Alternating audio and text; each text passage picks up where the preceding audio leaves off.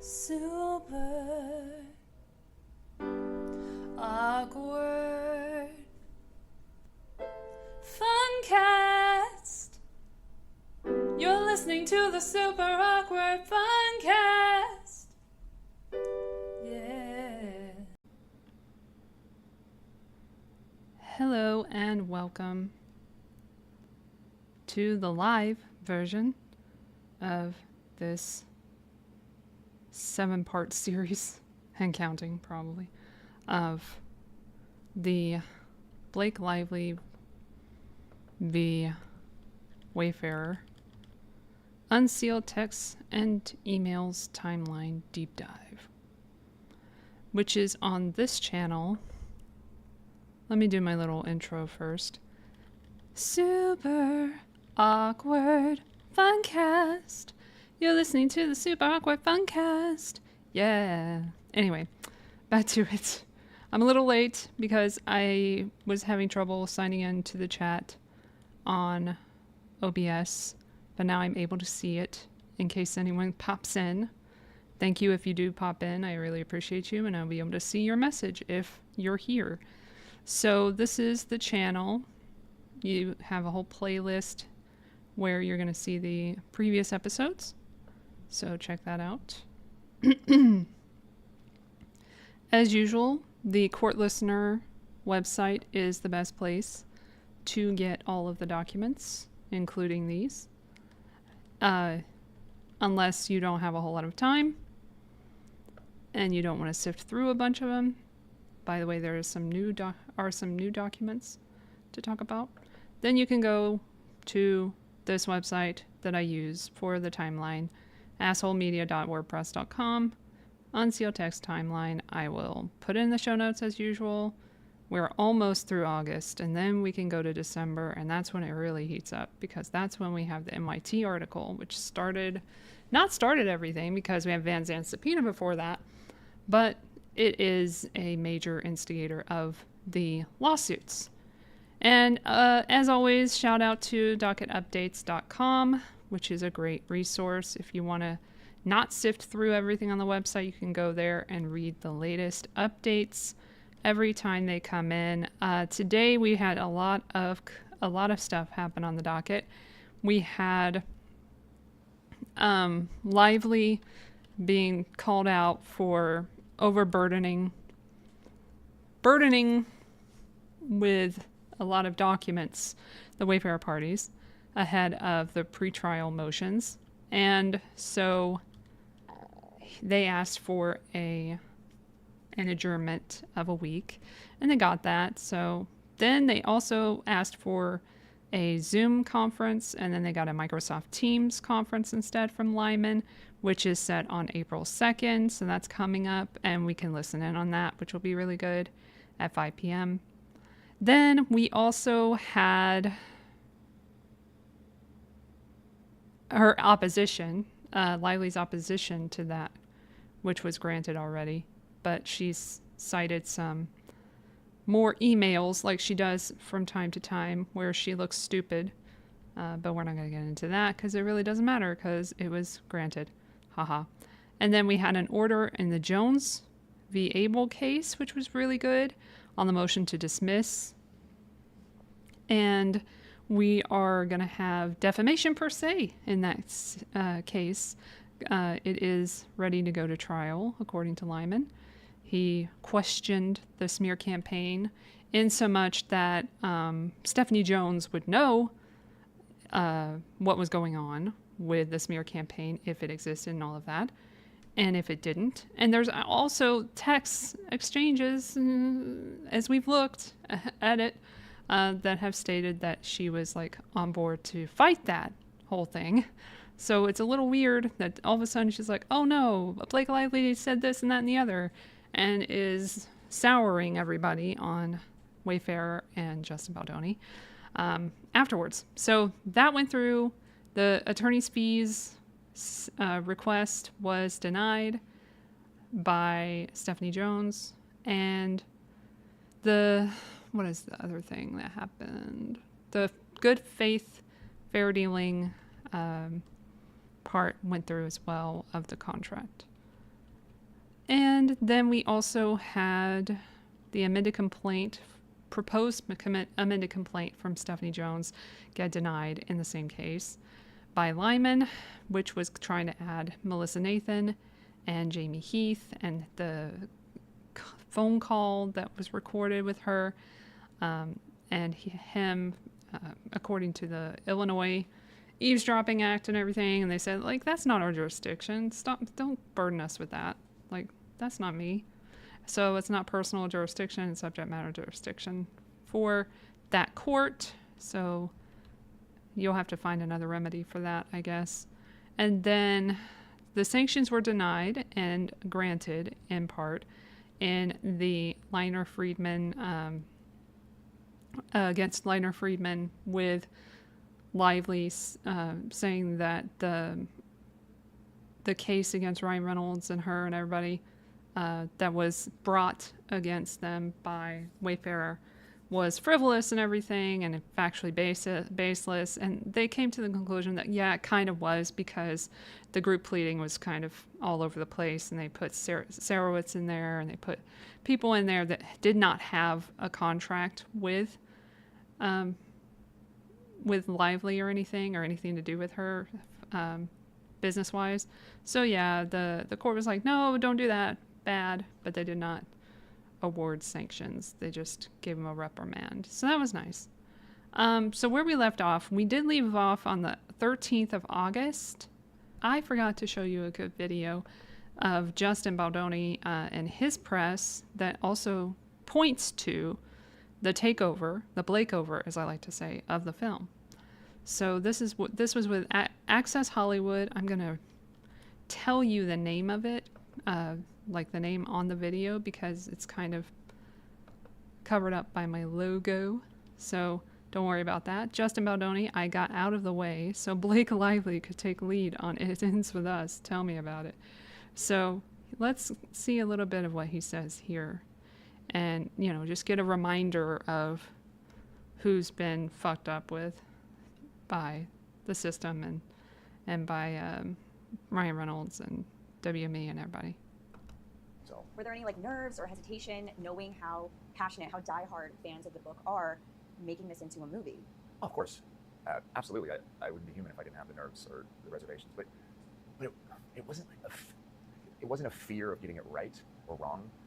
It was I had nerves because I cared so deeply about the women and the people that go through this every day, and I wanted to make sure I did their story justice. I wanted it to be truthful, and that's what drives all of this. And so at the end of the day, it's because I cared. Right. And this was your first time starring and directing. Yeah, what was I thinking? A film. How do you even direct yourself? That's what was going through my mind, because you just nailed it every scene. You surround yourself with people that are smarter than you. I had an incredible team and an incredible group of women around me.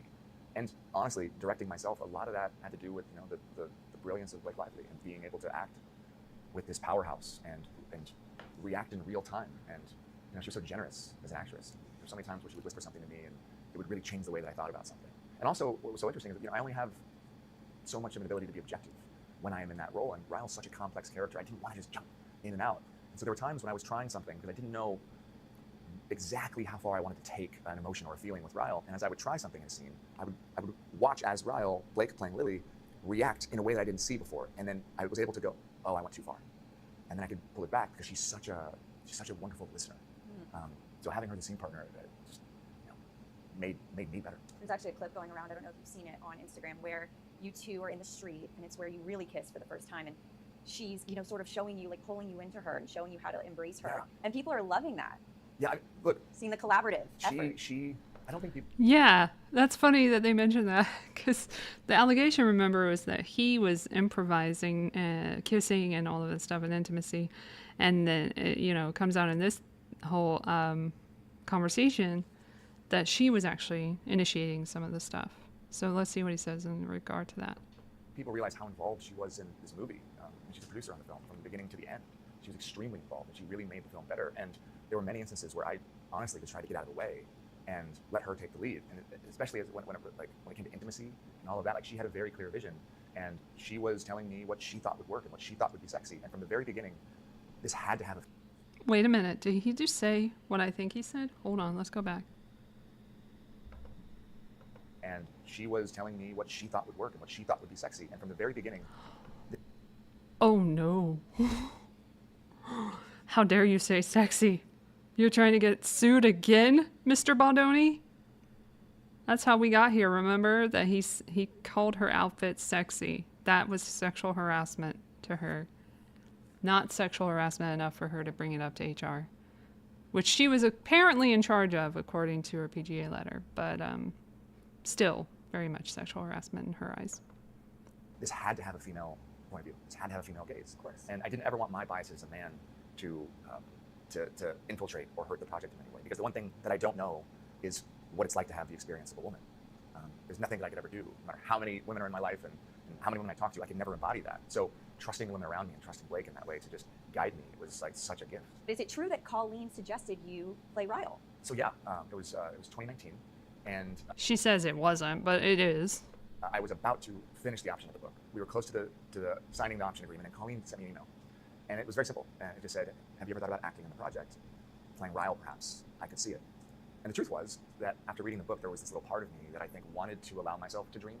Sometimes there's that little voice in the back of our heads that tells us like, "Oh, you couldn't do that, or you're not enough," and "Oh, they wouldn't really want you." And I didn't ever want to feel like I was putting myself in a position where I wanted something that the fans or Colleen didn't, because for me it was all about the project. But when she emailed me and suggested it, I think it gave me permission to believe that I could.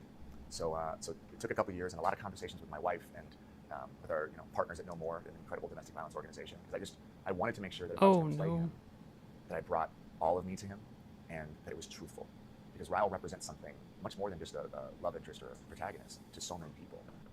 Let's go to the Ryan of it all. I heard that Ryan Reynolds wrote a scene for the film. Is that true? Look, I think that I'm pretty sure that everybody at some point wrote something for the film. And yeah, Ryan, Blake, I was just so grateful that there's so many collective heads going in to try to make something so beautiful. Do you remember which scene? He wrote on a few scenes, I believe, and suggested a lot of things that made the movie better. I mean, the guy's a creative genius, and they work so well together. And yeah, I mean, look, everything she touches, she made better. What was the secret to having two Lilies? So having two Lilies was something that was really important to me as we were developing the book early on. He really did not want to continue that line of conversation. You can see how uncomfortable he is with this, but he's got to do what he's got to do, Here's the casting stuff that we found out was interesting. I really respect that decision. And the casting was, Isabella and Blake. Exactly. Isabella gets confused for Blake. I mean, the mole is in the same spot on their face. But that was the key. So as we were starting the search, when you have somebody as beloved and as recognizable as Blake, the only way it can really work is if you have somebody that resembles her. So we did a TikTok search. We looked through thousands of women and tapes, and we had lookalikes submit who had never acted before. And then I found Isabella. Our wonderful casting director sent me her tape, and I watched it. And I remember asking, did she put that mole there in that place? And if you look at her at the right angle, it's a spitting image. More than just the resemblance, she is a phenomenal actress. And this was her first film. She told me Taylor Swift helped her get the role, signed off on her audition. I was casting, and I had actually brought in and showed her casting tape to Blake and Taylor, and they were both like, yes, her. And that's a true story. But she just blew me away. She just blew me away in the audition. And that was the other secret, is if we could find someone that resembled Blake enough, our brains wouldn't make that jump, and we would never step out of the story and be like, oh wait, those are two different people, or that's Blake playing herself. Instead, you get to honor the experience of what it was like to be 17-year-old Lily with Isabella and have a whole character, and then you get to meet Lily and see who she's become. And that was just really important. My Tears Ricochet. Okay, so then they talk about the Tears Ricochet song and everything. Okay, let me look up something, because I know there's also a video with catty ass Isabella saying some mean shit about him. Let's get to that, since he mentioned the mole in that. Let me see if I can find it. Ah, there she is, this bitch. She's so mean. And is that crazy? Oh shit, it was really loud. I apologize. Let me turn it down a smidge. I was thinking they put that on, but A lot of people guessed that. Even in my director session, my director asked if the mark was real. And I said, the mark? You mean my mole? The mark.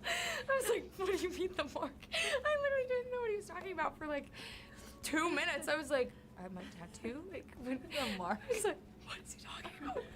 I need a job. What do I have to say right now? And then I got it, and I was like, no, I could never do that because I touch my And then face she had too to get much. one permanently installed. And then I 'cause tattooed it, wasn't, yeah. So she just ran out to the. I just got it tattooed, yeah. I'm also AI. Yeah. Was it worth it, Isabella? Like, you just want to ask. Anyway, let's get back to it. I can. All right, the next thing we have here is... Where did we leave off? Oh, yeah. August 13th, 2024, Justin and PR team text exchange where they notice slanderous social media posts are popping up in the feed. Let's get to that.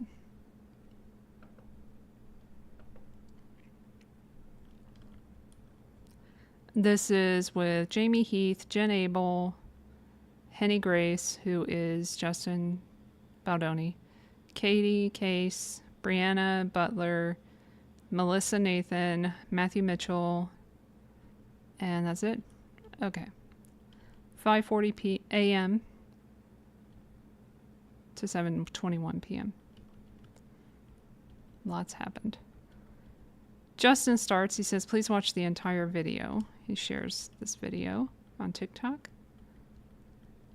Brianna says, yes, a lot of this sentiment has been shared and expressed across social media. People are reading through her self-centered promo. Then Katie says, she emphasized that. And then he shares another video. Yes, we have this, and this is what the digital team is amplifying. There's also an entire Reddit thread dedicated to this video. He says, oh, wow, it's hit Reddit. This is the celebrity kind interview I did. I think me saying I wanted a trigger warning is a good thing. And she says, yes, that's what we are pushing out.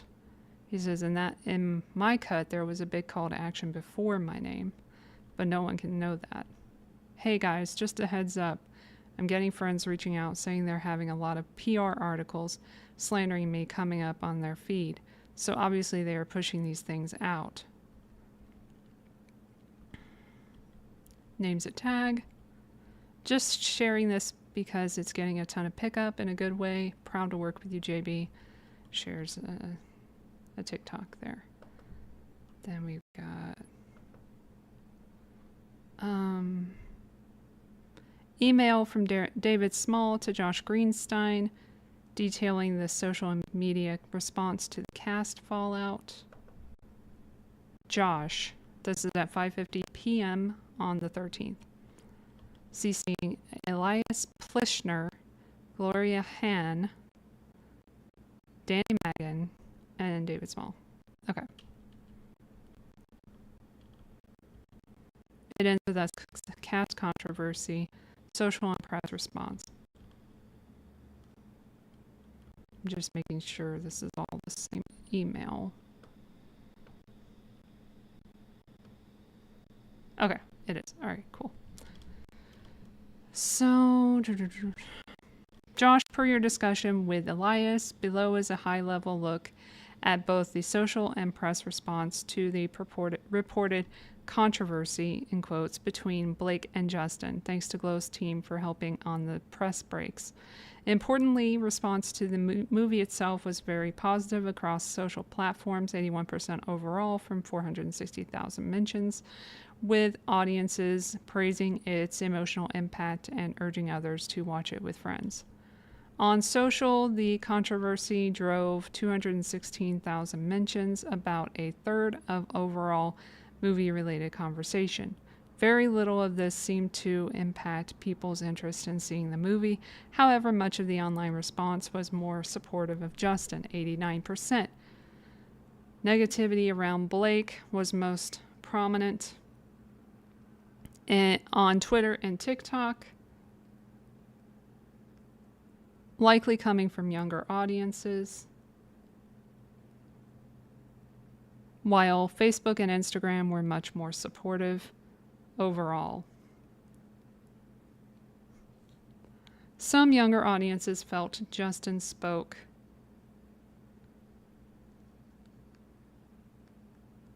on the DV subject matter more seriously, while others criticized Blake's approach, including the focus on her outfits and her hair care company. And co-promotion of the film with Ryan. Note that while we don't have detailed international information available, we know it was discussed far less, only 9% of the discussion. Press response was more neutral in its coverage, 55%, with the remainder only slightly leaning towards support for Justin, 25% versus Blake, 20%. Detail can be found below. Let us know if there are questions. David. And then it shows all of the topics in here.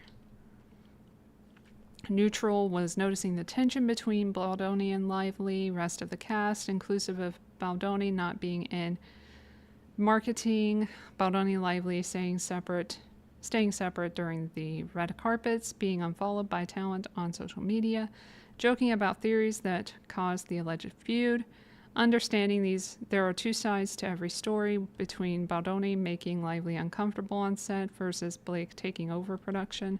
Pro-Blake topics were praising Lively's passion for the project and embodying Lily, general love for Lively's filmography and acting, appreciated her female perspective in the creative process compared to Baldoni's male perspective.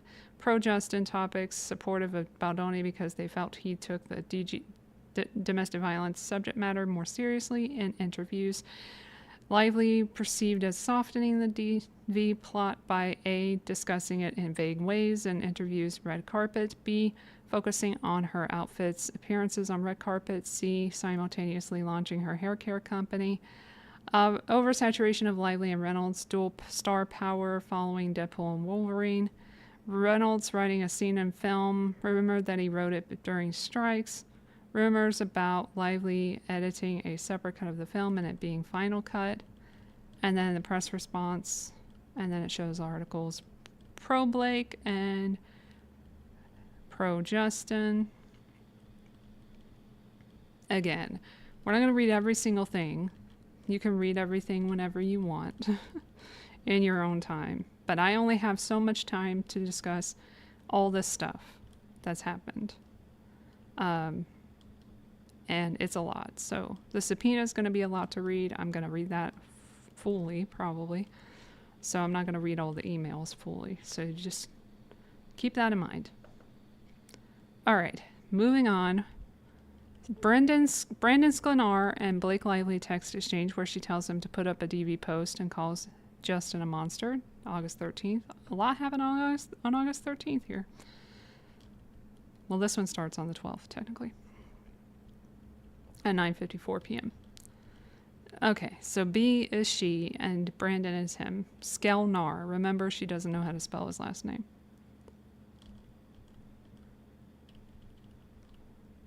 Shows a screenshot. He says, wait, who is this? Loved the image. She said, Evelyn. FYI, we are each looking to post resources for people experiencing DV. I can and should fill you in more first if you want to post also. He loved that. Said, great. On 12:37 p.m. I mean, on the 13th at 12:37 p.m. Definitely getting hit with comments. Really grinding my gears. Sony is pulling together a graphic with organizations by region that were released in. Getting that to us all ASAP. That's good. Definitely thinking we should hold off on that Creed video given the way things are leaning in the comments and what he's putting out there. And it's been discussed what that could be referencing, and many people think it's referencing Creed's song with arms wide open. So, one of their better songs, but very sweet song. But I guess they were going to do something funny with it or something. Probably on Jimmy Fallon. So then he says, at the very least, I can show my friends and Courtney. No one is touching no one is touching any special content until we get through this Baldoni shitstorm. This man is a monster to levels I never imagined, and I thought I saw it all. I mean, you were friends with Harvey Weinstein. Weinstein. I said Weinstein, but I meant Weinstein. You were friends with him. You had to deal with him a lot. And so, yeah. I'm pretty sure he's still worse. But anyway. It's actually insane. He's projecting the exact opposite of everything. Constructing all of it. Just praying it all comes out. Oh, don't worry, Skelnar, it will. Have no idea now how. I'm sure once WME drops him, it'll snowball. Remember that Brandon has the same agency, WME, as Wayfarer and Justin. Naturally. I think at some point we are all going to have to confirm it, if even anonymously or jointly. This is so painful and awful for everyone, but especially for me. Poor little me. Sorry. He has an entire machine and team and bots prepared for this. None of us do. Not even Sony, because none of us had anything to hide. I agree. None of us deserve all the hate at all. Especially you. Pissing me off so much. Just have to block it out, but every time I go on Insta, I read something. Yeah, I am legitimately depressed and heartbroken. Like in an immense amount of pain. I'm sorry it's being aimed at all of us. You included. Yeah, it's not like you brought it on yourselves at all. Then we've got Jen Abel, finally a break from her, and Sarah Nathan text exchange where they discuss untrue press coverage. Live, baby. Press coverage. August 13th. Again. Sending copy now, says Sarah at 2:24 p.m. Then she says, Blake Lively made final cuts on It Was With Us amid her rift with director and co-star Justin Baldoni. Page 6 is told the star who clashed with Baldoni on set was brought into the edit suite to give her feedback on the film, which centers around an abusive and toxic romance. Lively, 36, was a producer on the project, which is based on Colleen Hoover's hit novel, and a studio insider told us the actress wanted to bring more feminine touches to the final cut. The insider said there were 2 edits and the studio went with a more feminine edit. Sources close to Baldoni, however, denied this, as another studio source said, as a producer, Blake was given the opportunity to provide edits and feedback to the film. It's completely normal for there to be multiple edits of a film. Sony went with the cut they deemed to be the best, and that was a cut that included Blake's edits, and all parties were on board. We revealed how Blake was made to feel uncomfortable by Baldoni, particularly over her postpartum body after giving birth to her 4th child, son Olin, shortly before filming. Despite their fallout, Baldoni, 40, told People in April there wasn't a part of this production that she didn't touch and have influence on, and everything she put her hands on and her mind to, she made better. Baldoni, 40, also called Lively a powerhouse to work with, telling Elle UK, there are all these things that happen every day on set. There's always friction that happens when you make a movie like this. Then at the end of the day, it's that friction, I believe, that creates the beautiful art. Everything in life needs friction to grow. He added, we created something so beautiful and so magical, and it was hard and it was worth it at the same time. And I grew so much as both a filmmaker, an actor, and as a person throughout this experience. Lively has spoken about contributing to almost every aspect of It Ends With Us, from putting her touches on the music, costumes, dialogue, and more. She even revealed how her husband, Ryan Reynolds, wrote one of most important scenes in the movie. In a recent interview with UK's Hits Radio, Lively admitted, I'm not supposed to be talking about this, but as she explained that they begged me to remove Lana Del Rey's song Cherry from the film, Baldoni bought the rights to the book via his production company Wayfarer back in 2019. This includes the rights to the sequel, It Starts With Us. The movie has thrived at the box office, making $50 million on its opening weekend. However, the Jane the Virgin star has admitted he may not return for a sequel as yet to be greenlit. I think there are better people for that one, Baldoni told Entertainment Tonight. I think Blake Lively is ready to direct. That's what I think. Jen Abel likes it and then says, can't say sources close to Baldoni. Can we say sources close to production with knowledge of the situation. Perfect. And his comment about Blake directing was not about him not returning for the sequel. He was trying to lift her up and give her credit that she's ready to direct. Can't have it seem like he's stepping off that film. Okay, we'll amend it. Jamie Heath, CEO of Wayfarer, corrected that with Baldoni. It posted last night, just FYI. Fab, okay. However, when asked about returning to direct potential sequel, the Jane the Virgin star said, I think there are better people for that one. He told Entertainment Tonight, I think Blake Lively is ready to direct. That's what I think. She liked that. They may put feminine in the headline. I can't stop the editor, but the copy is all good. Blech. It's just not true. So it pains me that that's the lead here. It's not the intro, and I will ask what her plans are, just cautioning. We'll keep you in the loop. Just compare that to how Sarah was with Leslie Sloan. Like, it's like night and day. Because Leslie Sloan would not leave well enough alone and kept interfering and basically rewriting the article. And then Jen Abel is just like, could you just change a few things? That's the normal behavior of a PR person, I think. I think that's the difference there. August 14th. We're finally on August 14th.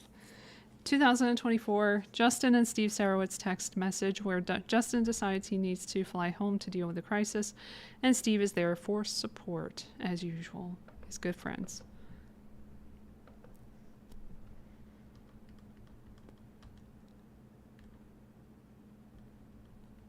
Starting at 6:48 a.m. Justin says, I'm on the plane heading home from Sweden. Steve says, okay, welcome back. Just checking in to tell you I love you and to tell you how proud I am of you. We were #1 in the world at the box office the last couple of days. Your interviews have been sterling. Thank you. Things are getting intense, which is why I'm flying home. Sorry to hear that. I am ready to help in any way I can. It seems that everything Blake and Ryan have done has backfired. I think Baha'u'llah loves you and is protecting you far better than I can. Jamie is also doing great. I feel it. We are hiring a lawyer just in case.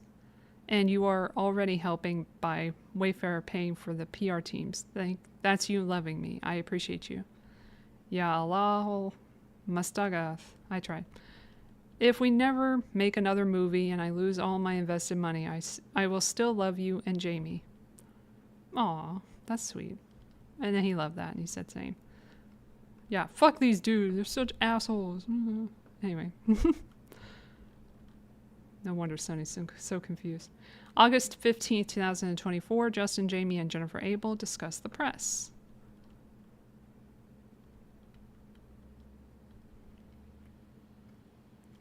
With an Instagram post sent at 10 p.m. And then Jen says, just FYI, dropping tomorrow. Here's one of the teases. We all listened to the rough cut, as you know, and it's a great interview showcasing your character. TikTok, 1027. What the hell was this? Really? Sony? And then he shares this article. It ends with us, Sony, Blake Lively. Let's go ahead and fucking look it up. There we go. Oh, we can click on it. It's clickable, guys. I love it. I love clickable. All right, here's the thing. It ends with us, Sony chief praises Blake Lively for advancing the conversation around domestic violence. Sure, bitch. This is the part that really grinds their gears, as Brandon said before.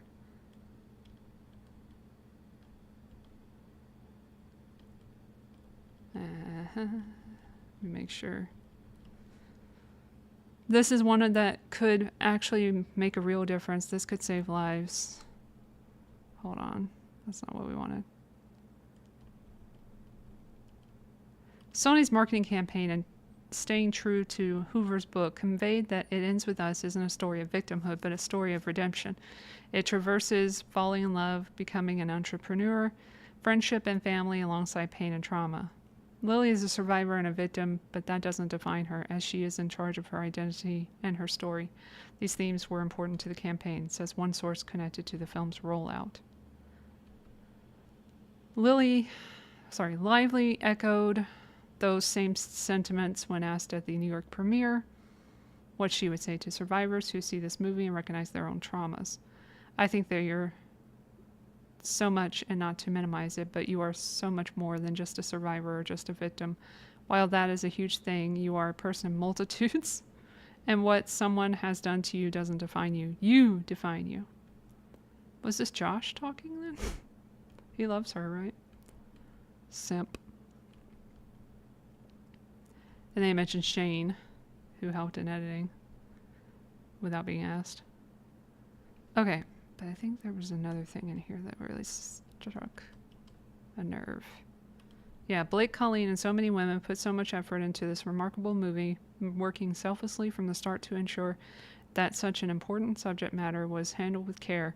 Audiences love the movie. Blake's passion and commitment to advancing the conversation around domestic violence is commendable, said Tony Vinciguerra, who was the entertainment chair and CEO of Sony Pictures.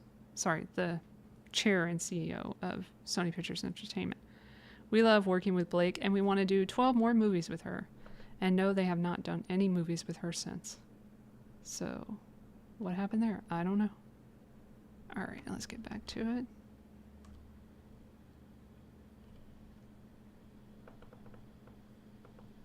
Okay. Does that mean I can click on the other things? Oh my gosh, I can. Oh, stupid ass. Here's what they were sharing. I'm literally in the middle of a question. Okay, fine. I'm literally talking. Justin, we're shit show. A professional situation. No, that's why. That's why everybody loves you, is because you keep it real. That's what we need. Sick of the bullshit. Yeah, okay, let's take a deep breath and be ourselves. I'm talking to Sarah, Justin. Okay, so it's a silly little thing from a podcast that they're sending out. Alright, now that I know I can click shit, I'm gonna click shit. It's good to know that at the end of the series. I'm gonna see if I can open it in another tab next time. He says this is all wrong and they don't buy the rights. They didn't buy the rights to produce the film. They didn't produce the film. This is a blatant lie about her advancing domestic violence convos. Okay, so that part, where is that? Because that's important too. If I missed that, I need to see that. Hold on. Fuck off, THR. Da-da-da.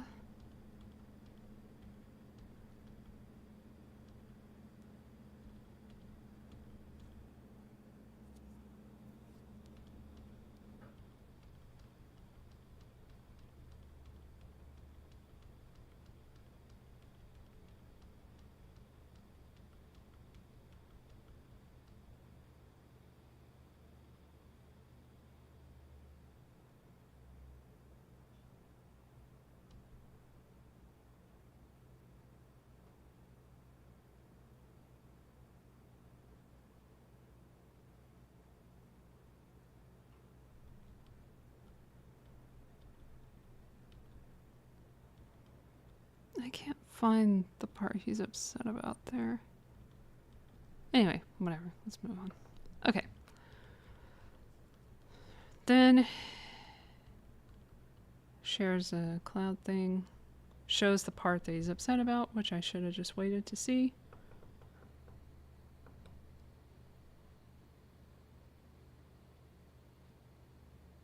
Okay, that's the part I already read, though. Okay.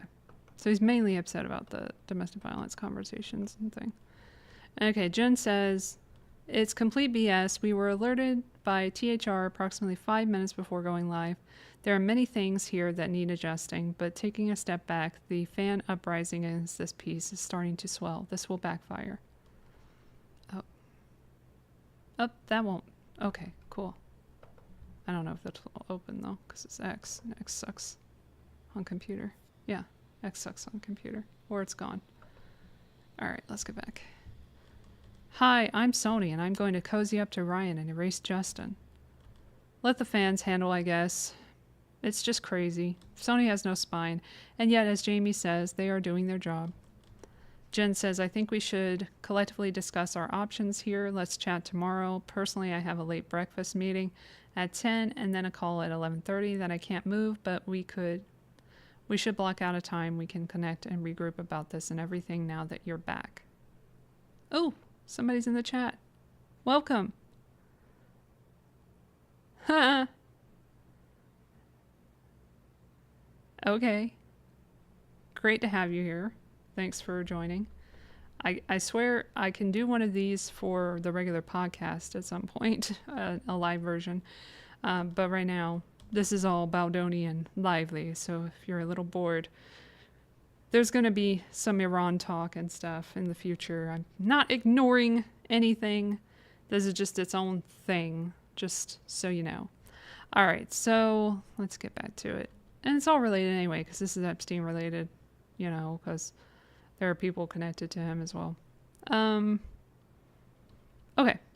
where was I? Okay. Then Justin says, morning is good. Before that, 1:07 a.m. I have nothing, just kids here. I'm sure I'll be up early with jet lag.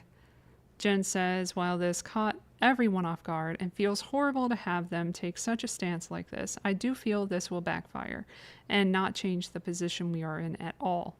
If anything, it has turned the internet even more against Blake and Ryan because they have seen the press firsthand. I'd like to have a team call anyways.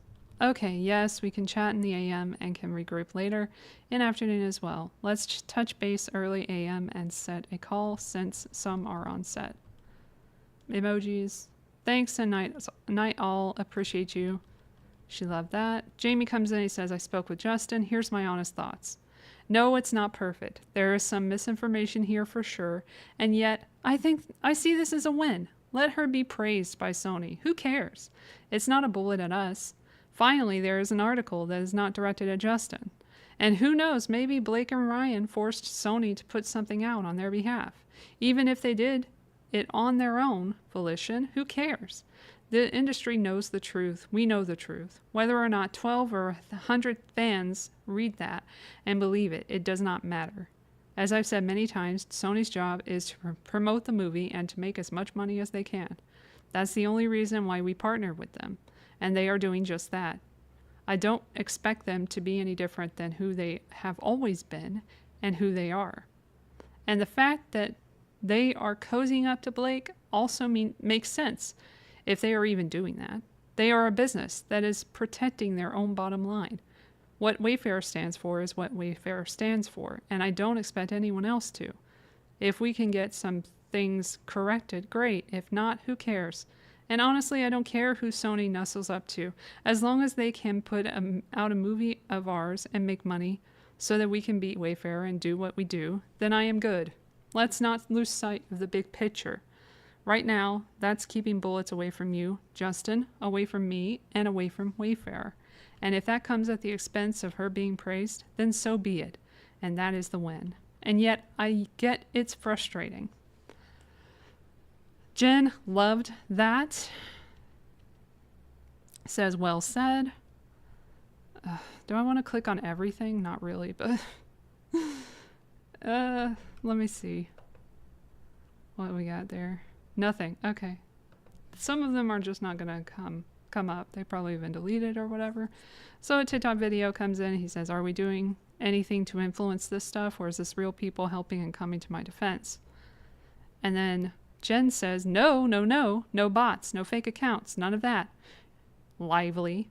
Real people coming to your defense. Trust, it's astounding to see the enormous outpouring of support for it. But it's 100% real. People are thinking it's us, and watch that video. Just want to be mindful of a swell turning, but you guys know this game, and I've never been involved in anything before. And then Jen says, yeah, we saw and flagged that earlier, and of course, there are people who speculate and discuss and poke holes. That's how they make a living on the internet.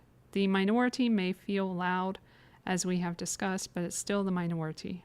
Jamie says, yes, we are keeping eyes on it all.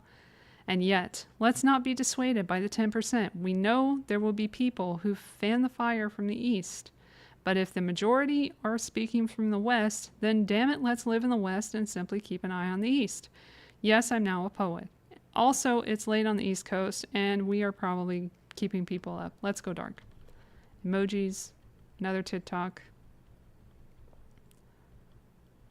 Morning team, sorry for the early text for the West Coast folks, adding Matthew here as well, as he has always also been integral to monitoring everything. Just touching base about getting on a quick Zoom this morning to realign on everything and discuss next steps. Would 8:30 a.m. PT work for everyone? Melissa comes in, says it doesn't work for me, I'm afraid, because I'm already on site for this project I'm doing, but please go ahead without me, and when I'm finished, probably around 2 p.m. my time, I will chat, but I'm on a text. Shares an article. These stories are making her look even more unhinged. Have you received any overnight requests for comments? None. You? None. I'm a little more concerned about these TikToks claiming they know information, and there are some dark, disturbing stories about me that are going to break as they're getting DMs. And the only way that would be happening is if there are lies. What time works? I'd like us all on if possible. We haven't had a regroup. Melissa says, I personally am not concerned about this because we all know. I should give her an exit again, sorry. I personally am not concerned about this. Why am I almost Australian? Hold on. I personally am not concerned about this because we all know there are no dark and disturbing stories. It's just socials acting exactly how they always act in any situation. They want more clicks, they want more views, and at the end of the day, they will all be regurgitating complete rubbish. And referencing the Australian podcast you saw, Australian, that's complete garbage. I can tell you, hand on my heart, there was 4 human women working on that trial, the Johnny Depp trial, and I was one of them. Not one Russian bot in sight. It's actually very similar to what you're having right now, the outpouring of love and support being weaponized against you by her side because it can't be true.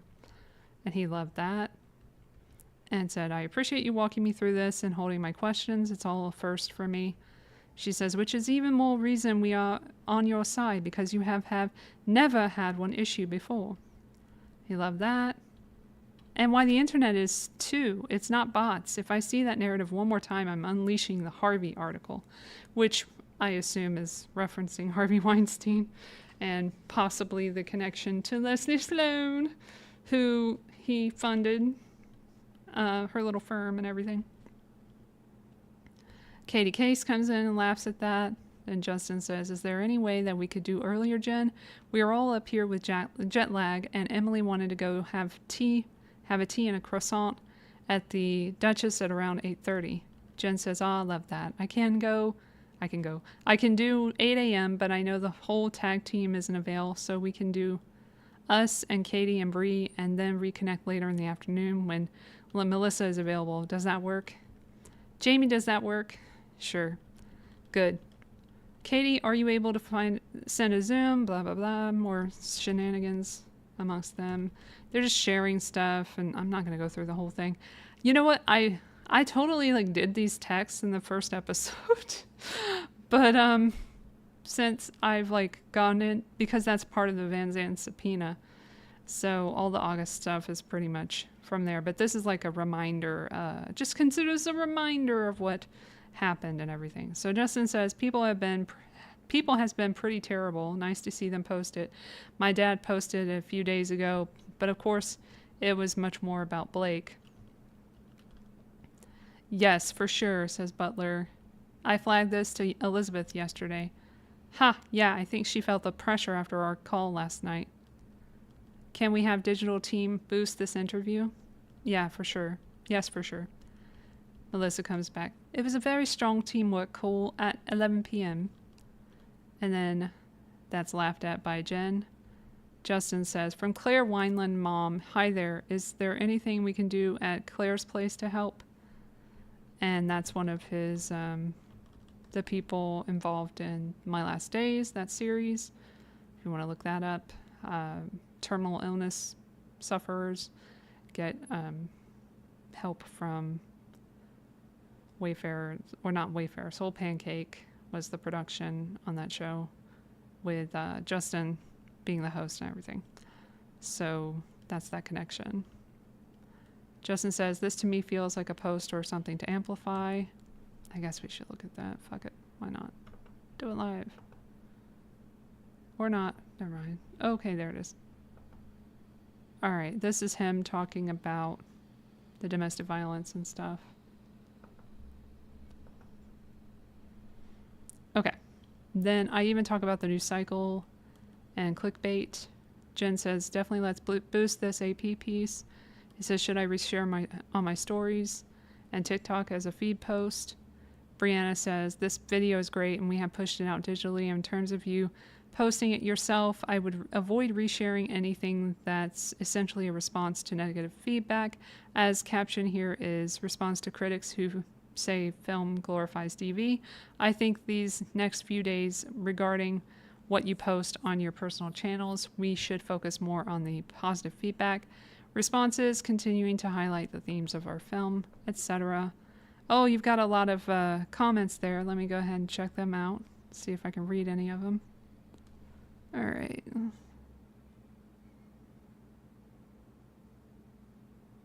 Okie dokes.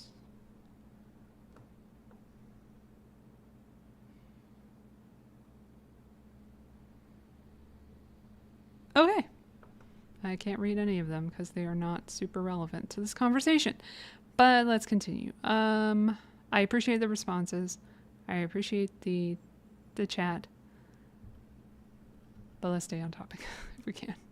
All right. So Brianna says, also the Brandon People piece is blowing up online, getting great traction and reception. We're at 2:47 p.m. now. He says, great, thanks. Amplify this TikTok. All these fan videos I make for people are starting to come back to help me. Another TikTok, another TikTok. Melissa, here's your friend. Ugh, yuck. Somebody who she doesn't like. She says, yes, but she's also giving you some good shout outs as well. She's doing both. She said she had no choice because she's inundated. He says, yeah, seems a bit biased to me, but I'm also sensitive. Colleen just texted this to us. First time we've heard from her. Can someone please send Jamie the actual context of what I said so he can respond to Colleen? This should be on video, recorded from the rap. I never said I changed his fate. I said I didn't want to see him at the end of the movie, as it was too complicated to explain how he was co-parenting and would draw too many people in, and she agreed. This has nothing to do with the book, and we don't control the rap and their headlines, just as we don't control all the negative and untrue things she and Blake have been saying about me and the controversy they created. We haven't leaked anything, and we've taken the high road the whole time, even after she betrayed me and ghosted me. Then he shares the article about the ending of the movie. Jen says, Jamie and I spoke. They are deleting the post. Take this opportunity, open up the dialogue with her, apologize, communicate that if you read the interview, it doesn't mean he's cut out of the sequel, but it was the decision of how to end the film. And we went over this. Basically, it comes down to this back and forth about what to say to her, trying to get it as PR as careful as possible without ruffling too many feathers. And then they finally respond.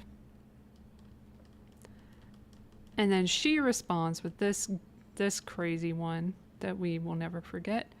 It just feels like I'm on an island here when the hate is being directed at me. You guys posting that article and allowing it to fuel the comments is hurtful, and the timing of it just feels like you're worried about your image, but not the women who are behind the story. I know things took an awful turn, and I felt forced to choose when I did not want to, but the back and forth articles from both camps are just so upsetting and ridiculous. It's making everyone working on this movie look immature. Everyone is out there trying to save themselves, and now this has turned into a huge mess. And I know you guys think I've made decisions for certain reasons, but I have felt the rift from long before I ever was in contact with Blake. It started with me not being allowed to read the script until I was sat with readers, but then all the interviews made it seem like you included me in the script from the beginning. Then the whole documentary thing where I said no so very many times, and the book when I asked you guys to at least donate a portion of the proceeds to DV, and then I was told the only way a donation would be made is if I took 1% and donated that myself. Then the whole tattoo thing, all the texts of you blaming Blake for that and reiterating that she didn't read the book every time. Well, she didn't. I just tried to ask you what to say to readers. I have been disappointed personally by your actions many times. I appreciate that you haven't directly said anything negative. That's how it should be. But you are grown men with a platform. You know how to use it to protect your image. Please don't continue to use it to harm me or mine. That's all I'm asking. Yikes. Big yikes. And then he shares a bunch of posts of him conferring with her on scripts stuff, the tattoo shit, all that shit in these texts that I'm not reading again. But he goes over all of it in the screenshots. Crazy, crazy, crazy shit. Then we go to Ryan is back. Yay, we missed him. August 15, 2024, Ryan and Warren Zavala, remember he's the agent, Blake's agent, text exchange where Ryan demands all the cast to follow Blake and slandering Justin. Ryan, let me get back into my douche mode. Alex isn't willing to speak, even background. Try again. We'll go live. Alex isn't willing to speak, even on background. Warren says, she definitely was walking it back with me and Jamie, but the crux of the issue in terms of this article is that she truly believes Blake and Jenny, but did not witness instances that they shared with her. She was yelled at, treated poorly, and think they are assholes, her word, so she can't corroborate what Jamie would need. From my earlier conversation, she was an advocate for Justin being replaced on the movie and was told that was impossible. Also sent her second-hand knowledge of the complaints from both Blake and Jenny to others. This is regarding Alex Sachs. He says, why can't she speak on background to that then? That seems irrelevant. That seems relevant. Just feels like someone needs to advocate for Blake, and this would be on background. She feels very alone. That's not our problem, sir. Why don't you go be next to her? I don't care. She's alone. Warren says, and I have the same concern. I don't think any of her colleagues are advocating for her, because she sucks, and she's wrong. Ryan says, I feel like the cast needs to make a statement altogether. People have reached out to B, who worked with him on other projects and had unbelievable experiences as well. See, this is confirming to me that some of the negative press that we've seen in Reddit and like other websites and shit, social media and, you know, articles and stuff, comes from her team, which is showing that she is the one engineering, or Ryan, engineering the smear campaign against Justin. That's just clear as day. 12:40 p.m. A creepy guy buys the rights to a film about domestic violence. He acts creepy on set, creeps out a lot of members of the cast and crew, including me. He bites my lip during a kissing scene, despite that not being talked about at all. See, this just shows that he's in charge of everything. He wrote the allegations for her. He's the one behind everything. He's the mastermind. One of a half a dozen incidents like that. We have competing cuts because this first cut included simulated penetration of a 15-year-old girl. Bullshit, bitch. Ryan, I cannot. She's not 15. I don't even know if she plays 15. I think she might be 16. Not important. But the character would be that age. Not the adult playing the character, who is Isabella Ferrer. Shut the fuck up, you weirdo who made your 7-year-old girl say horrific things on set of Deadpool and Wolverine around this time, you stupid, hypocritical piece of shit. I cannot with him. Anyway, back to it. Not in the book or script. I was mortified. I had had enough of his male gaze. that coming from a male is hilarious to me. On a female subject matter, we market the movie to not feel like homework, to get as many people to see this film in the hopes of creating a cultural moment to converse about DV. Instead, the conversation becomes what a mean girl I am, which is sad, but not for me. I am so sorry for any DV survivor who feels like we didn't represent their story properly. I am so sorry my hair care brand launched in August. Thanks, Ryan. A date that was decided last December, and then the movie had to move later in summer because of the post-production issues. But honestly, this guy is a creep. Watch his podcast. Is he a feminist or is he a creepy guy performing as a feminist? It's the fucking latter, I assure you. Kudos to his very good PR team. Oh my gosh, Ryan, you are so full of shit. Warren says, on a positive note, Courtney Valenti wants to find a few movies with her. How'd that go? Could not be more complimentary of her work. She said there should be a study of her ability to sell this movie to where it is. Other guy was made roadkill, obviously. Ryan says, that was very nice of her to say. And yes, B did something exceptional with this, and it should have changed the entire game for her, but I'm not certain she's ever going to want to do this again. Good! Stay home with your kids. We do not need you in the films. You're not that good. We don't care. Warren says, I completely understand her feeling that way. Don't tell B, let Leslie. They've also asked her to host the season opener of SNL. Now is not the time, obviously, to talk about it. Depends on how everything goes, I would think. And that did not go because it ended up that he made a joke at her expense at that show. And she did not get on stage at all.